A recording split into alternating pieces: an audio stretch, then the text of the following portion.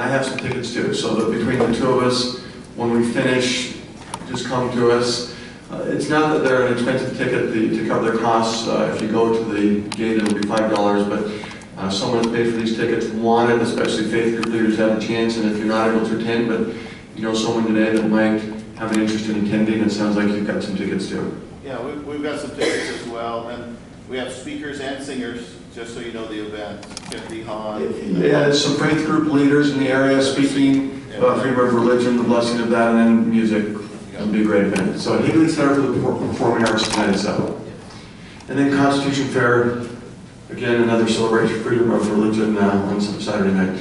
So, the last part, 3 important topics. We begin with our town manager again talking about a community needs assessment.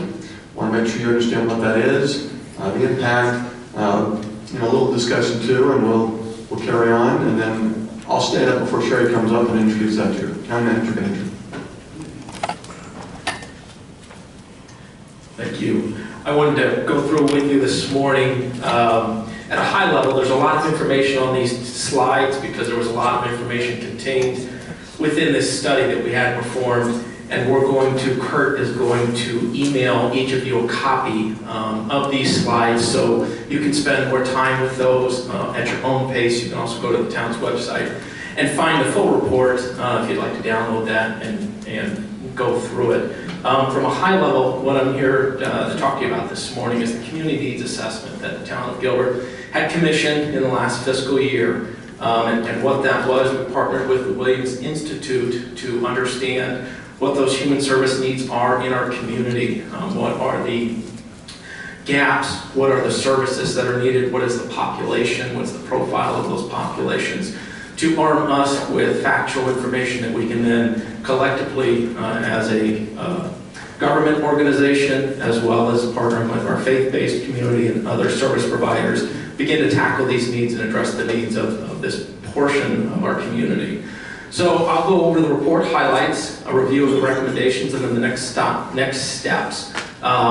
We'll save some time for some Q&A, or we can do that at the end. You're certainly welcome afterwards. I'll be more than happy to answer any follow-up questions, and I can direct you to the right staff members as well who are running point on these. So the highlights, the first part was understanding the population that has needs within our community. And some of these numbers, when you look at them, 14,000 residents living below the federal poverty level, 26,000 qualifying as low income, 8,000 65 years and over below the poverty level, 10,000 students qualifying for free and reduced lunches. And if you look at that as a percentage of our population, it's fairly low percentages in comparison to many communities on a national basis. That we have a smaller portion of that population in our community. But I think the question that we all ask ourselves is 10,000 students qualifying for free or reduced lunches okay? Is that acceptable to us? Or 14,000 residents living below the federal poverty level okay to us? And I think we would all answer that question that it's not. We'd like to see all of those numbers drop down to 0 if that were possible. And I think that together, working together, we stand a great chance of making that happen. So we wanted to understand the population. The next step was the 3 key questions. What human services are currently available and accessible in our community? What are the gaps? And what are our greatest needs? So, highlighting the services that are currently available: senior and recreation socialization programs, food assistance for families, individuals in crisis, and homebound seniors, out-of-school programs for youths, and again, this is not an assessment and a tallying of the programs that just the town offers, but are offered in our greater community on the whole by nonprofit agencies, as well as many of your organizations and the services you provide. Assistance to residents with developmental disabilities. What are the gaps or areas for improvement? Centralized and personalized resource for information and referral. Sometimes people don't know where to go to get help or get assistance in the area of need that they have. Safe, affordable housing, affordable, accessible transportation, access to basic necessities, and accessible health care to meet their needs. One of the greatest needs, a prioritized list, and these are rank ordered by the population groups, by critically of need, including 2 emergent groups. So that is families and individuals in crisis, mental health and substance abuse treatment group, low moderate income individuals and families, elderly seniors, homeless individuals and families, special needs individuals, youth, immigrants, and cultural diverse individuals and families. And one thing that the Williams Group did note in the report given to us is that in a community like Gilbert, which is a community of affluence based on our demographics, it's often difficult to understand the true extent of the issues of the individuals, of the families in crisis. There can be a social stigma in a community like Gilbert, that one minute you and your family are heartily donating to a food bank, and the next week, because of a job loss or a health issue, serious health issue, that you now need assistance from that food bank, and that can create a real issue. And so trying to understand the full extent can be a little bit more challenging in a community like Gilbert. What are the recommendations that they came up with? And this was they were very specific. I've seen reports like these before. I've been involved with reports like these before. They really spent a lot of time, and we were very impressed with them and the depth and quality of their work, that they were very specific in many areas. Some of those are revisiting the 5-year plan to eliminate general fund contracts, create a dynamic human services resource list accessible on the town website and available in print. And while we should do that, and that's important, it's funny, if you're homeless, you probably don't have access to a computer to get to the town website. So again, small thing, probably goes by most of us, but most of us I don't think are in need. So again, finding ways, and that's where you as our partners are going to be so important to provide information on where people can go and where they can turn. Create a location within the town outside of the police department for providing personalized, confidential human services referrals. Our police department, headed up by Tim Dorn, are often the organization or the individuals within our community that are most aware of people that are in need because they'll run across them in their daily work. And they are a great resource for us, and we're going to continue doubling up our training opportunities for them so that they are all fully equipped when they run across a family in need or an individual in need, that they know where to send that person and the help that they can provide them in their job. Create a mental health and substance abuse treatment resource, develop awareness of needs and encourage volunteerism to reduce feelings of social stigma, and implement Gilbert's transportation master plan that was just completed in the last fiscal year. Continue pursuing jobs and higher wages for Gilbert. I won't run through all of these, but again, when people have the opportunity to get a job and earn a living, I think that that's all anybody asks is for a chance to earn a living and to provide for the needs of themselves and their families. I think anybody would much rather do that than have to live off assistance. And so that's something that the town of Gilbert and the mayor's made one of his priorities on his platform, is to create job opportunities within our community. Partner with nonprofits to create a community volunteer corps. We've got many of you in the room this morning mentioned your participation with For Our City, and that is exactly what we need to do more of. Cross-education for town employees to make appropriate human service referrals. I mentioned that with police. Provide healthcare guidance and accessibility. More recommendations: expand the neighborhood services division to provide increased communication with local neighborhoods.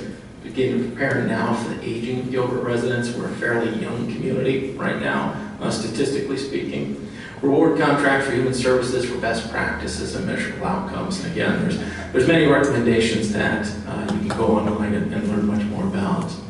So the next steps at the council retreat in August, they identified 4 priority tasks for the Human Relations Commission to review and recommend to the council over the next 18 to 24 months. They asked them to review and draft new funding guidelines incorporating best practices, improve communication between human service providers, recipients, town staff, and the community at large to raise awareness of existing services, develop human service awareness programs and encourage volunteerism, and develop regional partnerships to provide prevention services to all population groups in collaboration with nonprofits and faith communities.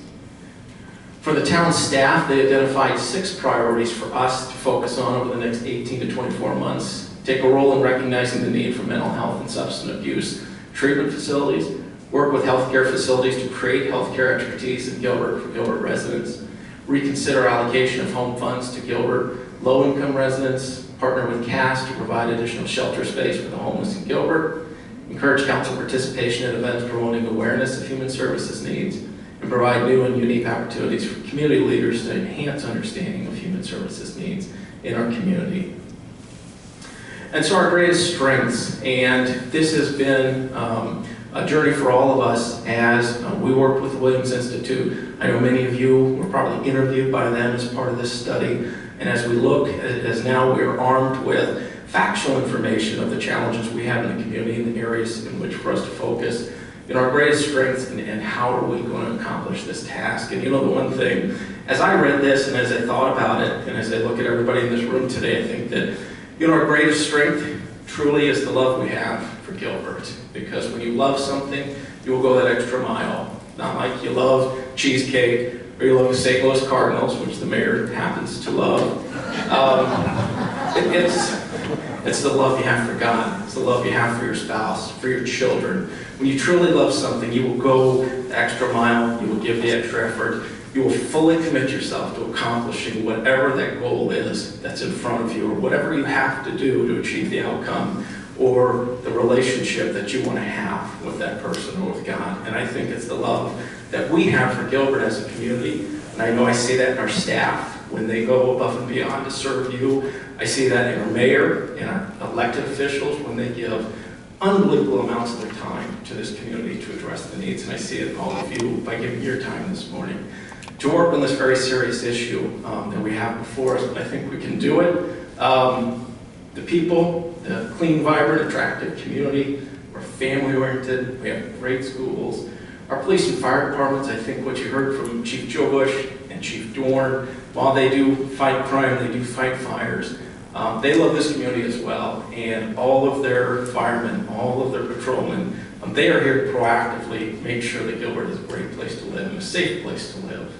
The mayor responds quickly when a problem arises. We can't thank the mayor enough for his commitment to this community and what he's done for us through the years. The affluence for many, we have the opportunity. Giving and commitment of time and resources is a personal choice for everybody, but we do have influence in this community. And I think if each one of us can align our personal choices with how we'd like to serve, who we'd like to serve, I think we'd find that we can address all the categories identified in this report. And then we are a community of faith, and it really doesn't make a difference. It's the missing piece in many communities nationally nowadays. When we look at all of our accolades, I think that our strong faith-based community is one of the fundamental pillars that we have that contributes to that other communities are missing. So with that, we can answer any questions, or I'll turn it back over to the mayor, and we can keep going from there. Yeah, just one that I had. I don't see anything there. Veterans affairs, veterans community, veterans clinic. Any thoughts on that? Yes, I skipped over quite a bit. There was an entire section on veterans and providing for the needs of veterans. Yeah, and again, you can find that in much greater detail in the report that's available online. But yes, there was an entire section on services for veterans and taking care of their needs. Okay, thank you.